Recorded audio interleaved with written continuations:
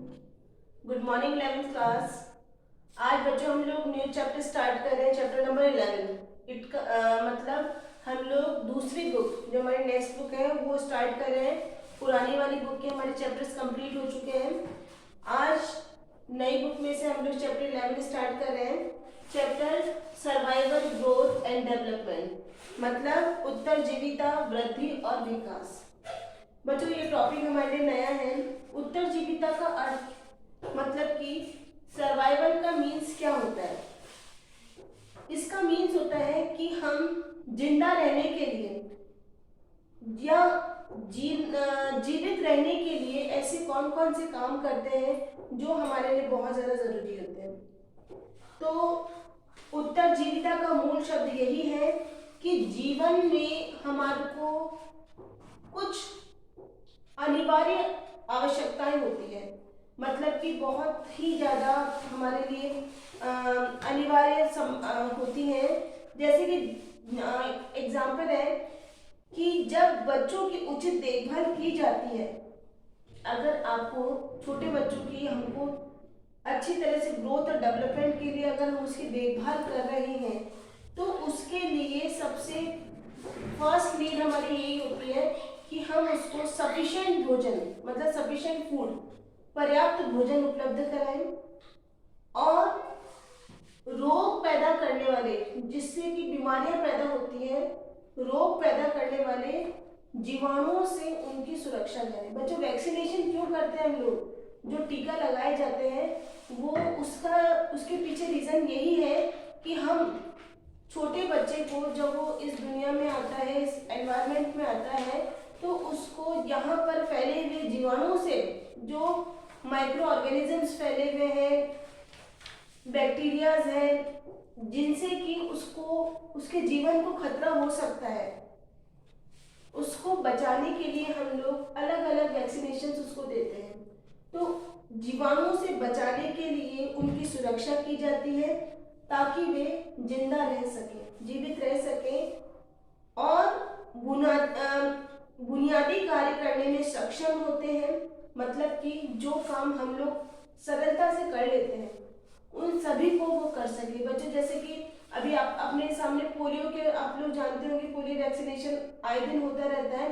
अगर पोलियो नहीं ड्रॉप्स मिलती है किसी बच्चे को तो बच्चे बहुत खराब बीमारी है, इसमें हाथ पांव खराब हो जाते हैं। ये पहले कभी बहुत पहले थी हमारे इंडिया में, तो उसमें ये था कि पोलियो के जो ऑर्गेनिजम्स हैं वो छोटे बच्चों को जल्दी कवर करते हैं। तो ऐसी बीमारियों से बचाने के लिए कि जिससे वो किसी और पर डिपेंडेंट हो जाए, ठीक है, लकवा आ जाए, कुछ भी हो जाए, तो बच्चा किसी और पर निर्भर ना रहे, तो उन सब से बचाने के लिए, जीवाणु से बचाने के लिए हमें कुछ उन्हें ऐसा एनवायरनमेंट देते हैं ताकि वो इस बीमारियों से दूर रखें। पोषण तत्वों की कमी होनी नहीं चाहिए उनमें, मतलब कि उनका फूड जो है, जो हम छोटे बच्चों को खाना खिला रहे हैं, वो पूरी तरह से न्यूट्रिशियस होना चाहिए, उसमें पूरे न्यूट्रिएंट्स होने चाहिए, पोषक तत्वों की भरमार होनी चाहिए। और यदि बच्चे को किसी भी तरह का कोई इन्फेक्शन हो जाता है तो उसको, उसकी बॉडी में इतनी शक्ति होनी चाहिए कि वो उससे फाइट करके, उस ऑर्गेनिज्म से फाइट करके वापस अपने आप को ठीक कर सके। तो कहने का अर्थ यह है कि जिंदा बने रहने के लिए बच्चे को सही देखभाल की जरूरत होती है। उसके लिए उसे अच्छा खाना देना चाहिए और ऐसे जीवाणुओं से, कीटाणुओं से बचाए रखने की उसमें क्षमता पैदा कर देनी चाहिए ताकि वो अपने आप को जिंदा रख सके। ये उत्तरजीविता के लिए एक संकट है। अगर उसकी बॉडी में किसी तरह का इन्फेक्शन हो चुका है और वो उससे उबर नहीं पा रहा है या उसको खाने की कमी हो रही है, तो ये एक सर्वाइवल प्रॉब्लम है उसके लिए। निम्न आय वाले, मतलब जो लो इनकम ग्रुप जो होते हैं, जिनके पास सिर्फ खाने के लिए पैसा बहुत मुश्किल से आ पाता है, उन परिवार के लिए, बच्चों के लिए अतिरिक्त भोजन कराने की व्यवस्था करना और सही मात्रा में पर्याप्त पोषक तत्व देना आवश्यक होता है। बच्चों जो लो इनकम ग्रुप वाली जो फैमिलीज होती हैं वो अच्छा खाने का फूड नहीं कर पाती है, मतलब वो इतने ज़्यादा गरीब होते हैं कि उनके पास खाने के लिए भी प्रॉपर पैसे नहीं होते। तो इस कंडीशन में कई बार आपने देखा हो जैसे आंगनबाड़ी वगैरह ऐसे या फिर ये अपने जो राशन की दुकानें वगैरह होती है, तो गवर्नमेंट इन सब के समाधान के लिए इतने अच्छे उन्होंने काम कर रखे हैं कि आंगनबाड़ी में अगर कोई बच्चा जाता है तो वो वहाँ पर उसका वेट लिया जाता है, उसकी पढ़ाई का, उसके स्वास्थ्य का पूरा ध्यान रखा जाता है ताकि उसमें किसी भी तरह की कोई कमी ना हो, वो अपना जीवन सामान्य रूप से जी सके। तो ऐसा करने के लिए हमें उन बच्चों को अतिरिक्त भोजन की व्यवस्था करवाना तथा उन्हें सही मात्रा में पोषक तत्व देना आवश्यक हो जाता है।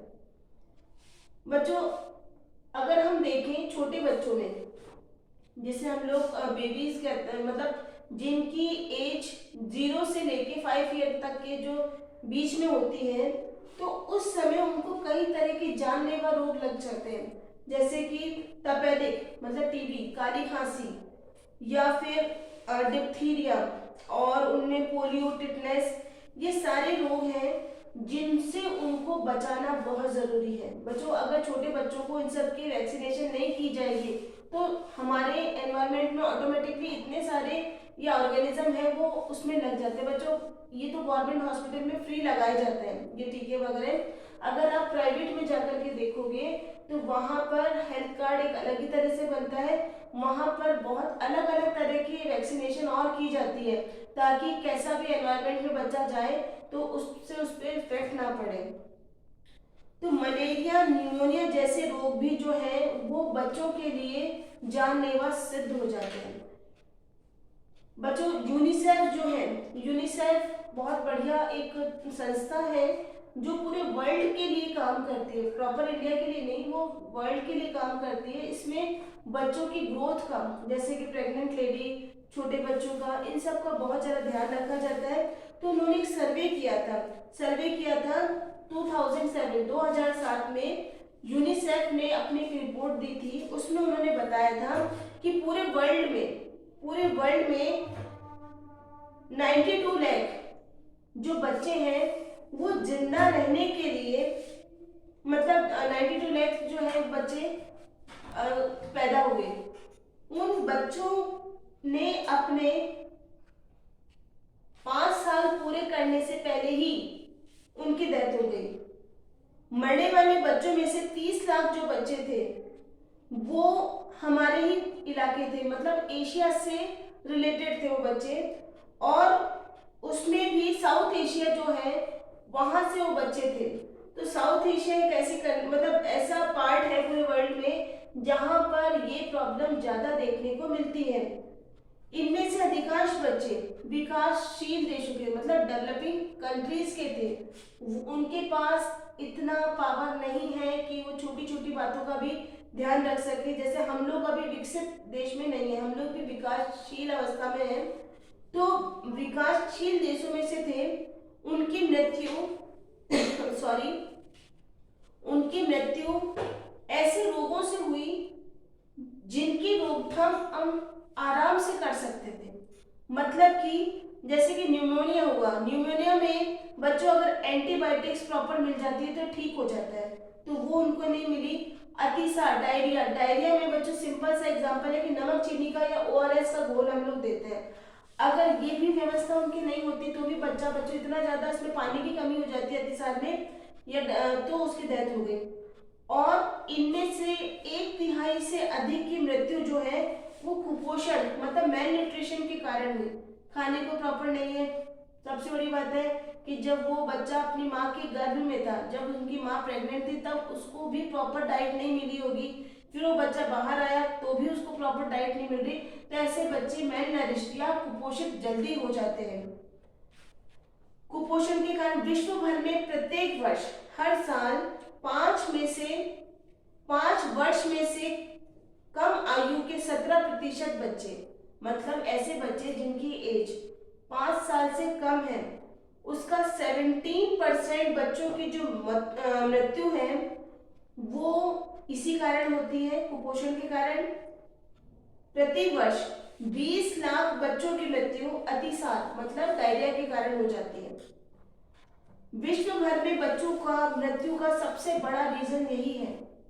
अगर हम देखें कि पूरे वर्ल्ड में जो यूनिसेफ ने जो अपनी रिपोर्ट दी थी, उसमें सबसे बड़ा रीजन ही ये था कि एक तो मेल न्यूट्रिशन और सेकंड रीजन रहा था अतिसार या डायरिया।